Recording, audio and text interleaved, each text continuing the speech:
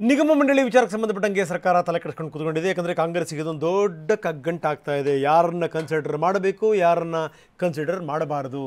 ಮುಖ್ಯಮಂತ್ರಿ ಕಡೆಯವರು 8 ಜನ, DCM ಕಡೆಯವರು 8 ಜನ, ಯಾರ್ಯಾರಿಗೆ ಇವರು ಪರಿಗಣಿಸಬೇಕು, ಯಾರನ್ನ ಪರಿಗಣಿಸಬಾರದು, ಇದೊಂದು ದೊಡ್ಡ ಪ್ರಶ್ನೆ ಇದ್ದಿದೆ. ಕೆಲ ನಾಯಕರಂತೂ ನೇರವಾಗಿ ಅಸಮಾಧಾನ ವ್ಯಕ್ತಪಡಿಸಿದ್ದಾರೆ.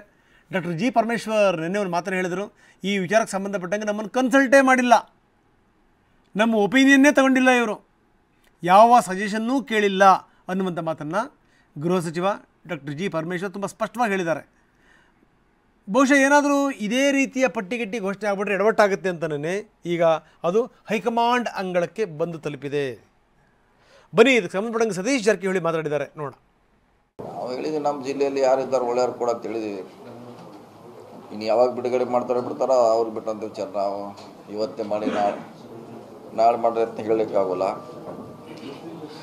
ಇನ್ನು ಯಾವಾಗ ಮಾಡ್ಬೇಕು ಅದಷ್ಟು ಬೇಗ ಮಾಡ್ಬೇಕಂತ ನಾವು ಪದೇ ಪದೇ ಒತ್ತಾಯ ಮಾಡ್ತಾಯಿದ್ದೀವಿ. ಬೇಗ ಆದರೆ ಒಳ್ಳೆಯದು, ಕಾರ್ಯಕರ್ತರಿಗೆ ಚುನಾವಣೆ ಬರ್ತಾ ಇದೆ, ಅಟ್ಲೀಸ್ಟು ಕಾರ್ಯಕರ್ತರಿಗೆ ಅನುಕೂಲ ಆಗ್ತದೆ.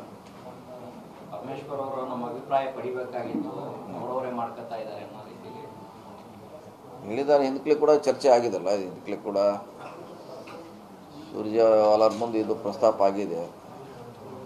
ಸೊ ಅವಾಗ ಕೂಡ ಮಾಡೋಕ್ಕಿಂತ ಮುಂಚೆ ನಿಮ್ಮನ್ನು ಒಂದು ಸಾರಿ ಕೇಳ್ತಂತ ಹೇಳಿದರು, ಹಂಗಾಗಿ ಅದು ರಿಪೀಟ್ ಆಗಿರ್ಬೋದು. ಸರಿ, ನಾವು ಮೊನ್ನೆ ಕುಳಿದಿಲ್ಲ, ಅವಾಗ ಹೇಳಿದ್ದು ಸೀನಿಯರ್ ಮಿನಿಸ್ಟ್ರನ್ನೇ ಸೀನಿಯರ್ ಕನ್ಸಿಡರ್ ಮಾಡ್ತೀವಿ ಅಂತ ಹೇಳಿದರು.